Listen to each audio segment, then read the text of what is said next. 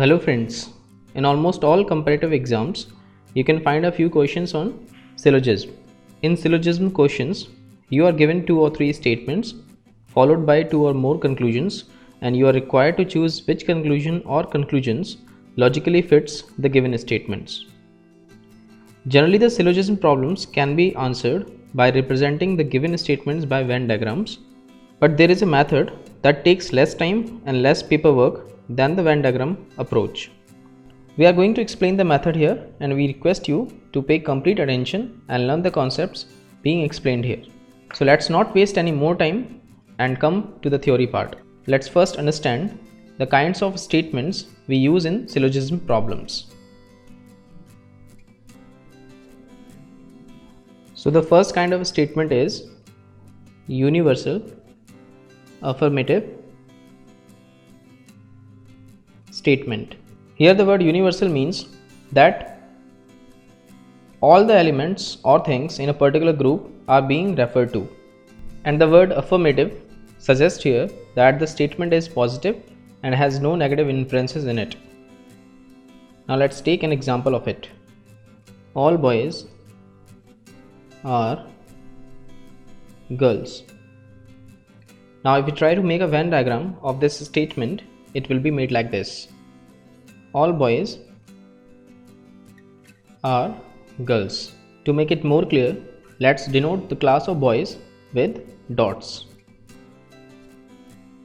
and class of girls with lines.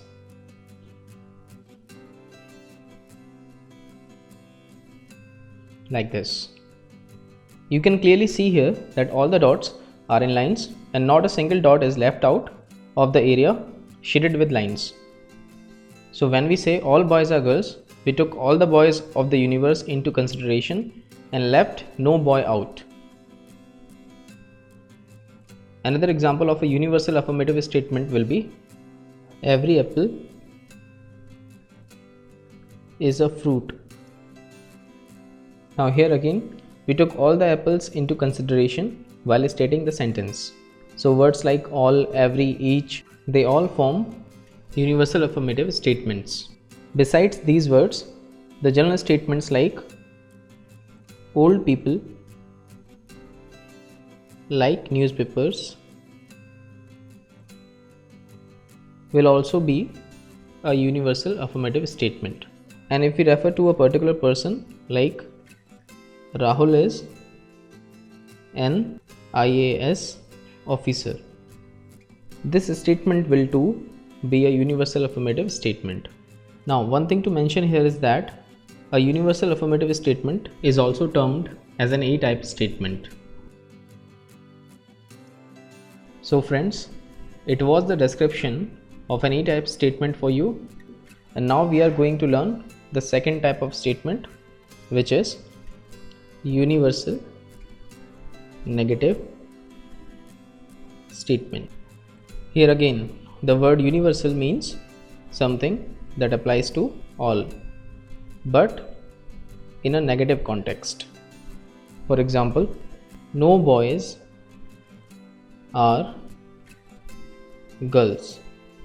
Now if we try to make a Venn diagram of the given statement, it will be made like this. No boy is a girl. Here again we have denoted boys with dots and girls with lines.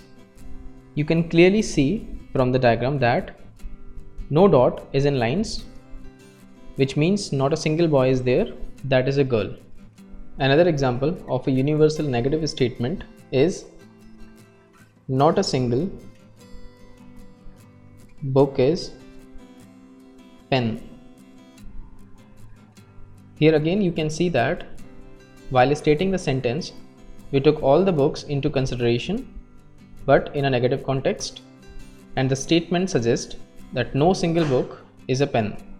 Or if we refer to a particular person with not, that will also form a universal negative statement, and an example for it is Aman is not an artist.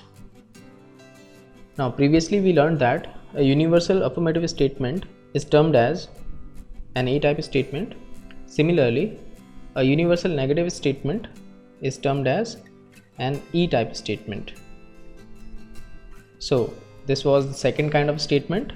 Now we'll move to the third type, which is particular affirmative statement. Here the word particular clearly suggests that not all but some elements of a particular class are being referred to, and they are being referred to in a positive context. Now let's take an example of it. Some boys are girls. And if we try to draw a Venn diagram of the given statement, it will be made like this. Here is the circle of boys, and here is another circle that is overlapping the circle of boys, and the other circle is of girls. Here again, let's denote the boys with dots and girls with lines. Here we can see that the dots are partially overlapped by the circle of girls, which are being represented by lines. And as not all the dots are in the lines, therefore we can say that only some boys are girls. The quantifier like a few, at least some, few, many, many, and most of will also form a particular affirmative statement. Let's see some more examples of it. A few ministers are corrupt. Or another example is there. Most of the students are NRIs. A particular affirmative statement is also termed as an I-type statement. Now let's move to the fourth and the final kind of statement, and which is particular negative statement. Here again, the word particular refers to only some elements of a group, but in a negative context. An example of a particular negative statement would be, some boys are not girls. Now we can describe a particular negative statement with the help of the same Venn diagram that we drew while explaining an I-type statement, which was like a circle for boys which is being overlapped partially by the circle of girls. Here again, the dots are representing the boys and the lines are representing the girls. Now in the diagram, if we highlight some of its region like this,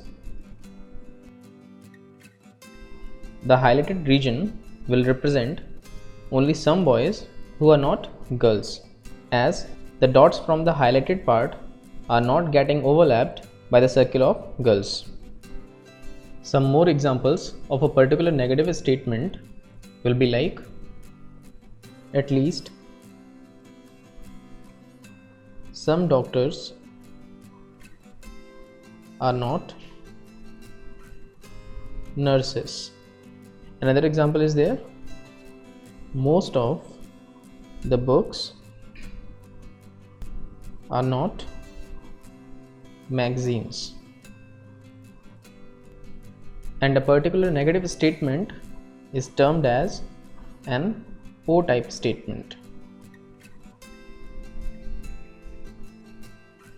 So here we are done with all the 4 types of statements, and in the next video I am going to give you some statements, and I would like you to recognize the type of statement as you read them.